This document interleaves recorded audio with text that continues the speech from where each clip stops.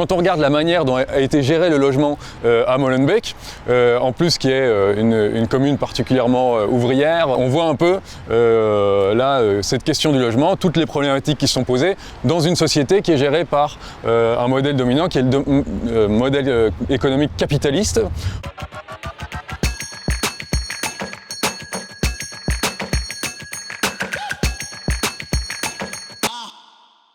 Je suis Esther, j'accompagne le SAWB aujourd'hui dans une balade urbaine à Molenbeek. On se balade un petit peu dans les rues où on voit l'histoire des logements ouvriers, où on voit la dichotomie entre ce qui était octroyé aux ouvriers pour justement les maintenir dans une paix sociale et les garantir leur fidélité à l'entreprise. Et donc on leur a donné un minimum de logements et aussi pour des questions sanitaires.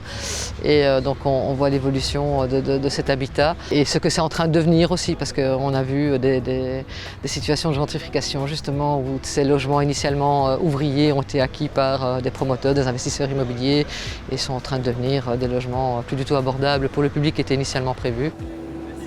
Ici c'était une chemiserie où justement les patrons ont essayé de faire des logements pour leurs travailleurs. Et donc c'est tous les logements qui sont en fait ici le long. Et c'était aussi un peu l'idée de faire l'exemple, de montrer, regardez, aux autres patrons, on peut continuer à faire du profit, mais quand même en étant un peu humain. Bon, visiblement, ça n'a pas trop marché, enfin, ils sont restés une minorité à faire ça. L'histoire est toujours importante, justement, pour ne pas recommencer les mêmes erreurs. Et on a vu qu'à un moment, on a justement construit des logements pour les ouvriers, alors toujours avec une vision capitaliste. L'idée, elle n'était pas forcément, à de rares exceptions près, elle n'était pas forcément altruiste ou humaniste. Elle était maintenant le calme social et gardons nos ouvriers. Mais donc on a vu qu'on a construit qu'on a eu ce genre de réflexion à une époque.